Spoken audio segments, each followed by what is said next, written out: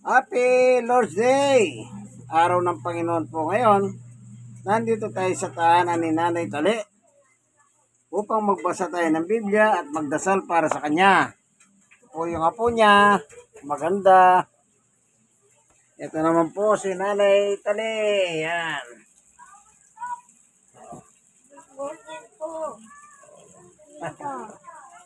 Yan po siya, meron siyang karamdaman, kaya po siya nakapirmi dyan. Bedridden kasi po siya. Hindi niya po kayang gawa ng sakit niya. Ang pagpunta ko rito upang magbasa ng Biblia.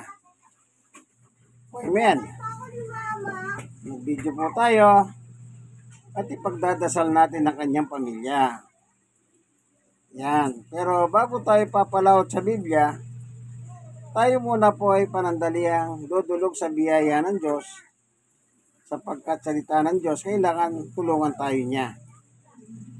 Pagpalain ka, Panginoon Diyos, samahan mo po kami sa aming pag-aaral ng iyong mabuting salita. Sa pamamagitan ng pagbabasa, buksan ang mga puso't kaisipan namin upang lubos namin maunawaan ang iyong salita. Sapagkat ang iyong salita ay buhay ng tao.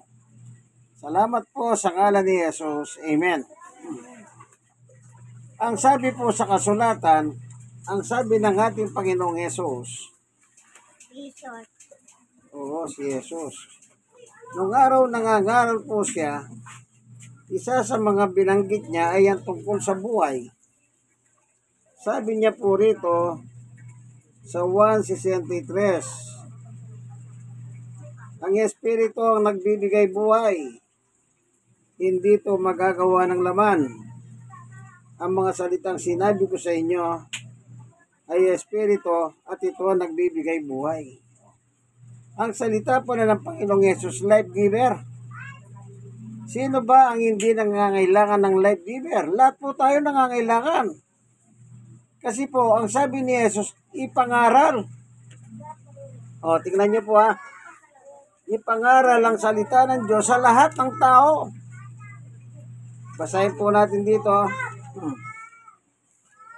Anong sabi niya?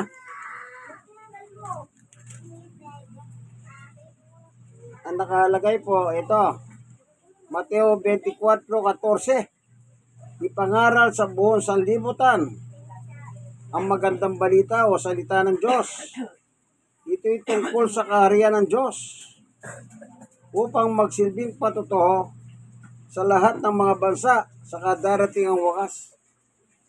Maliwanag po, sabi ng Panginoong Yesus, the entire universe, pangaralan. Ayan. Dahil meron pong nagbabadyang kawakasan. Anong nakalagay? At darating ang wakas.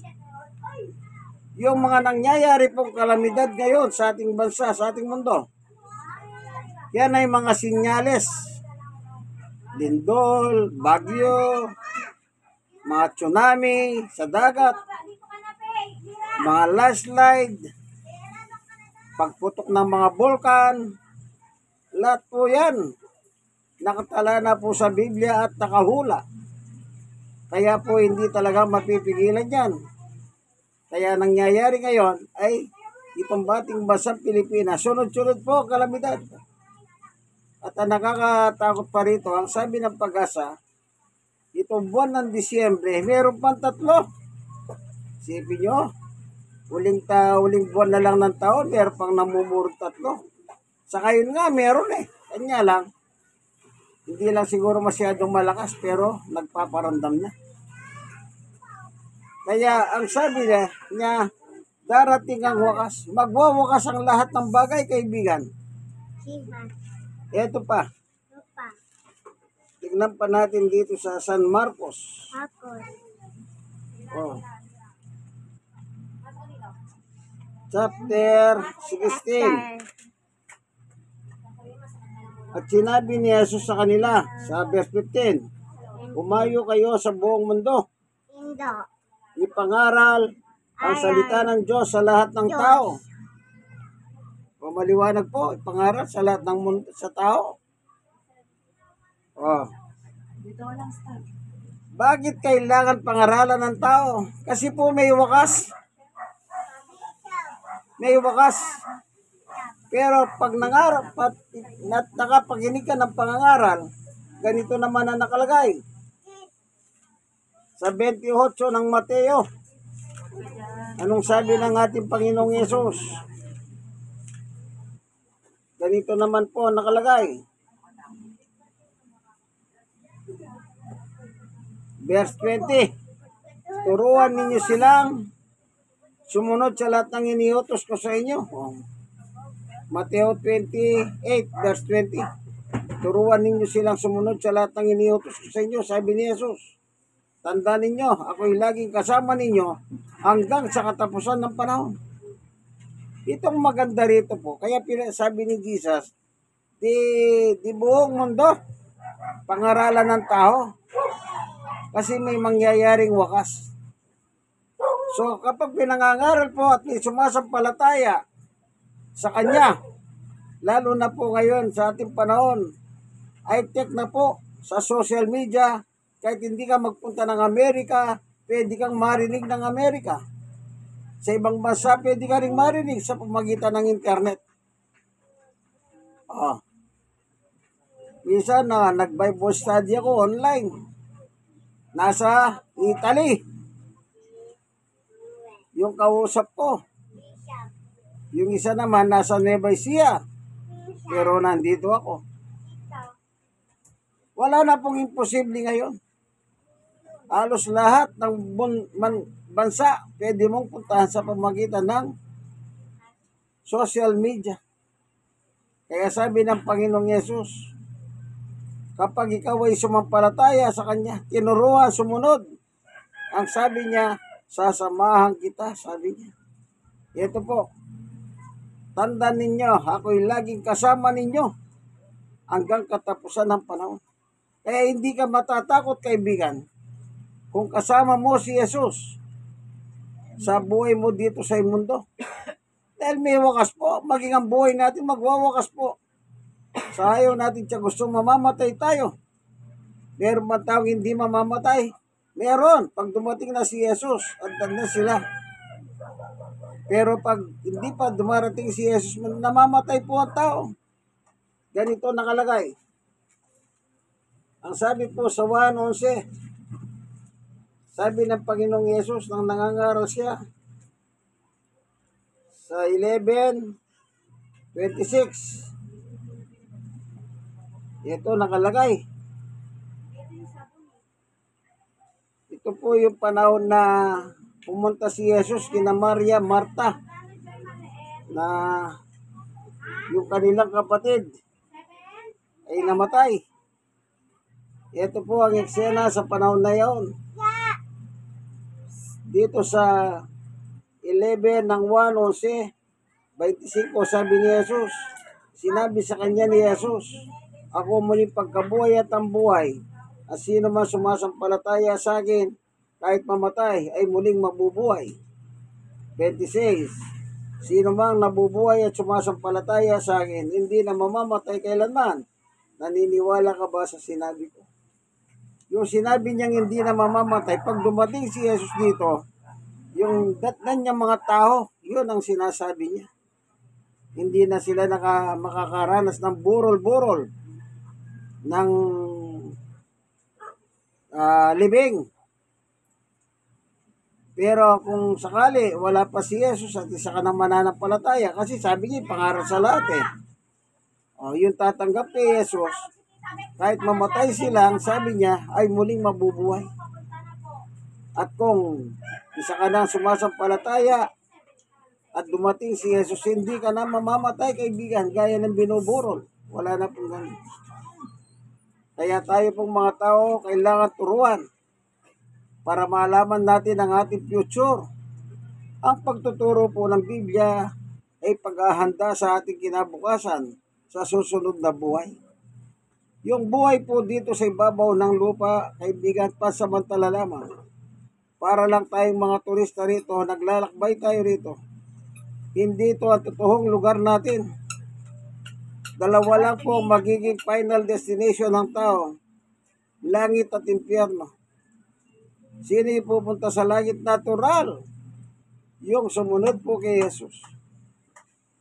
Basahin po natin. 1 verse 36. Ganito po ang mababasa.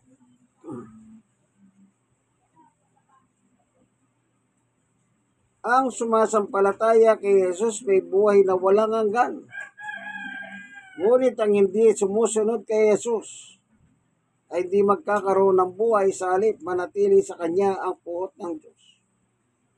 So dalawa po yung susunod kay Jesus. Kakaroon sila ng buhay na walang hanggan sa piling ng Diyos sa langit. Pero yung hindi susunod, magagalit ang Diyos sa inyo, kaibigan. Magagalit ang Diyos sa inyo. Meron tayong babasahin dito. Sa 1 pa rin, chapter 5. Ganito naman ang nakalagay. Basahin ko po ha.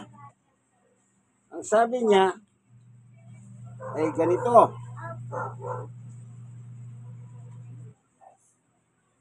28, huwag ninyo itong pagtakan sapagkat darating ang oras na maririnig ng mga patay ang kanyang tinig at sila'y babangon. Lahat ng gumawa ng kabutihan ay babangon patungo sa buhay na walang hanggan. At lahat ng gumawa ng kasamahan, babangon patungo sa kaparusahan. Ayun. Lahat babangon. Yung mga patay. Yung gumawa o yung sumunod sa kanya, buhay na walang hanggan. Pero yung hindi sumunod sa kanya, anong sabi? Patungo sa kaparusahan. Yun po yung impyerno, kaibigan. Sapagkat dalawa lang po ang pwedeng patunguhan ng tao. Langit, impyerno. Tingnan niyo po sa final judgment. Dito po sa San Mateo chapter 25. Ganito po sa 31. Sa malwalating pagdating ng anak ng tao, si Jesus, kasamang lahat ng anghel, uupo siya sa kanyang trono sa kalwalatian. Titipunin sa harap niyang lahat ng bansa, tao, at sila'y kanyang pagbukod-bukurin tulad ng ginagawa ng pastol sa mga tupa at mga kambing. Ilalagay niya sa kanyang kanan ng mga tupa at sa kaliwa naman ng mga kambing. Kaya't sasabihin ng hari si Jesus sa mga nasa kanan niya, "Ali kayo mga pinagpala ng aking ama, pumasok kayo, tanggapin ang kahariang inihanda sa inyo mula pa ng likahin ng daigdig." Yon. Yung mga tupa, masunurin. Ito naman mga lumalaban. 41, sasabihin naman niya sa mga nasa kaliwa, yung kambing, "Lumayo kayo sa harapan ko, kayong mga sinumpa. Doon kayo sa apoy na di namamatay, na ihanda para sa dyablo at sa kanyang mga kampon." Impyerno. Kaya yung sumunod, yung gumawa ng mabuti yun, sumunod sa utos ng Diyos. Sila po yung sinasabihan ni Jesus na, "Ali na kayo, pumasok na kayo sa kahariang inihanda sa inyo bago palikahin ang sanlibutan." Sino magpapapasok? Si Jesus. Sino yung magpapapasok sa impyerno? Si Jesus din po. Kasi po, ang pananampalataya natin sa Kanya, yan po magiging susi. Tingnan nyo po, sabi niya, sa Lucas 18:8. Anong sabi ng Panginoong Yesus sa kanyang sulat? Ganito nakalagay. Ngunit sa pagbabalik ni Yesus, may daratnan pa kaya siyang mga taong may pananampalataya. So sa pagbabalik pala ng Panginoong Yesus, ang hahanapin niya pananampalataya, kaibigan. Yung pananampalatayang totoo. Pag sumunod ka, tama ang pananampalataya mo. Pero nakarinig ka, hindi ka sumunod, mali ang pananampalataya mo. Yun po yung tupa at kambing. Kaya tandaan mo, kaibigan, darating po ang panahon. Kung hindi pa kayo, di nyo pa sinusuko ang buhay nyo kay Jesus, isuko na po ninyo. Sapagkat wala pong pwedeng magdala sa tao sa langit. Ganito ang sabi ni Jesus, 1:14-6. Sumagot si Jesus sa kwandahan ng katotohanan at ang buhay, walang makakapunta sa Ama kundi sa pamamagitan ko. So anong dapat gawin, kaibigan? Sumampalataya tayo kay Jesus. Sapagkat si Jesus ang magsasabi kung saan ka pupunta pagdating ng araw, kaibigan. Hindi ka pwedeng mamili, kaibigan. Sapagkat alam ni Jesus kung totoo ang iyong pananampalataya o niloloko mo lamang siya. Sapagkat nababasa ng Panginoon ng ating puso at kaisipan. Kaya kung pwede mo takasan ang mga tao dito sa iyong ginawang masama, hindi mo po matatakasan ng Diyos pagdating ng araw. Tingnan ninyo, ano pong nakalagay dito sa 14:12 ng Roma. Basahin po natin. Anong nakalagay? Ano po? Ganito po ang mababasa. Kaya't ang bawat isa ay magbibigay sulit sa Diyos. Bawat isa, individual, magbibigay sulit sa Diyos. Dito pa, meron pa nakalagay. Sa isang talata, sabi pa ni Pablo, 2 Corinto chapter 5, verse 10, sapagkat lahat tayo harap sa hukuman ni Kristo at tatanggap ng nararapat tayo sa ating mga gawa, mabuti o masama, nang tayo nabubuhay pa sa katawang ito. Oh. So kaibigan, lahat ng ginawa mo, ginawa natin. Lahat ng tao sa buong mundo, lahat ng ginawa nila nang sila'y nabubuhay pa dito sa mundong ito, alam ng lahat ng Panginoon Diyos yan. Kasi wala po tayong may tatago sa Kanya. Alam ang nangyayari sa buhay ng tao. Tignan niyo po dito nakalagay. Hebreo 4:13.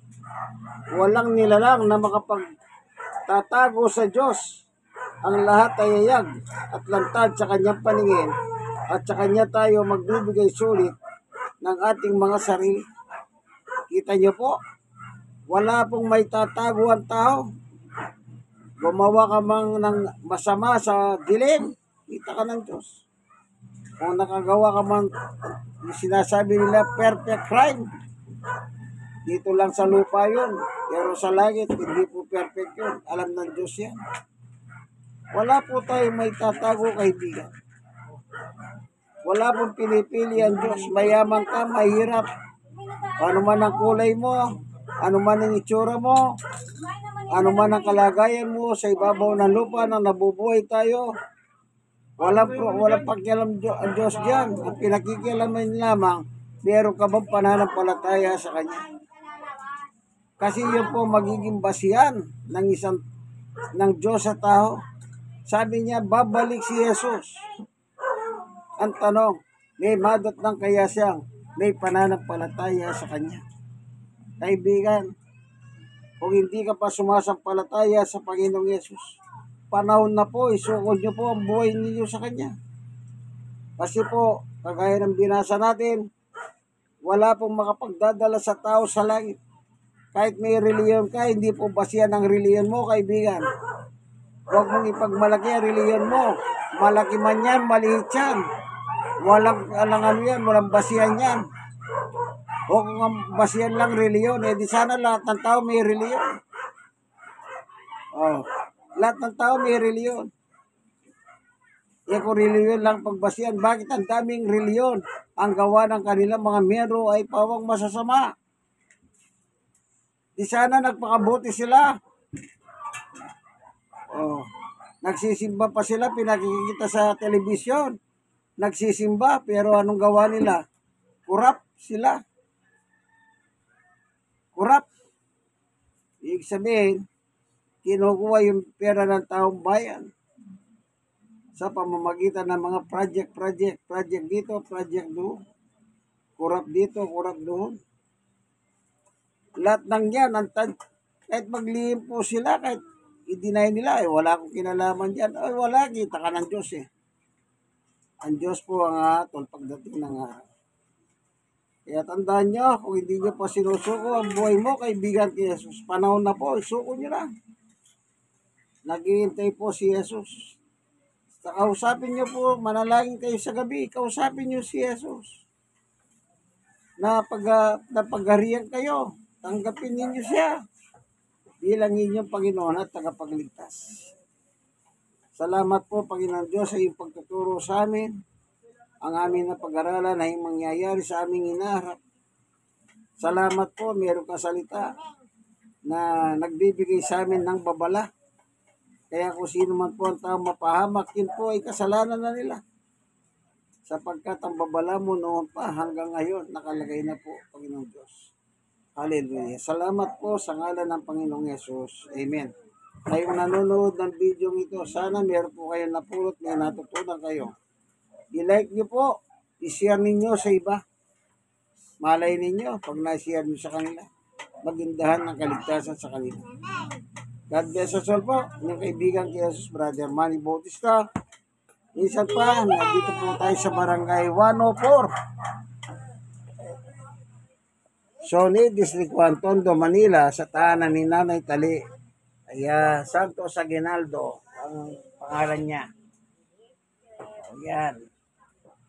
Kung gusto niyo po sandalawin dito, pwede kayong pumasyal dito sa kanila. Sabi ko nga po, Barangay 104. Sony, District 1, Tondo, Manila. God bless us all, inyong kaibigan kay Jesus, Brother Manny Bautista. Nawadat na kayo ng video ito nasa maayos na kalagayan. Bye-bye!